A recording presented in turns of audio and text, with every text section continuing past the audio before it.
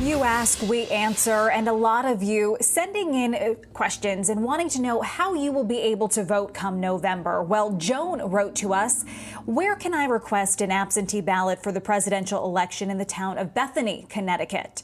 Well, on the town of Bethany's website, it does say that all of the absentee ballots are handled by the town clerk's office. So I got on the phone with the town clerk. The process involves applying for an absentee ballot and receiving, filling out, and delivering the ballot.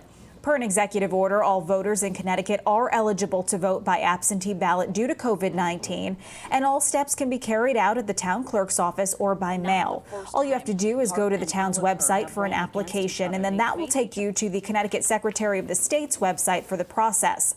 Just a reminder, it is best to mail your ballot early so it gets there on time, and you can also drop it off at the ballot box, which is outside of Town Hall. We posted all the information on fox61.com.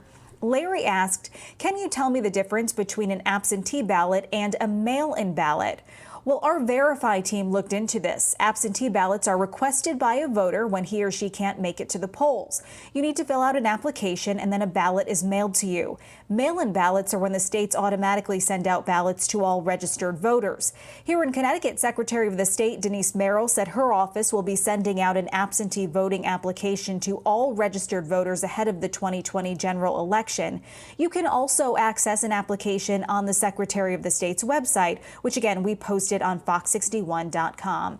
If you have a question for us, just record yourself asking it and email that video to share61@fox61.com and we will work to get you answers.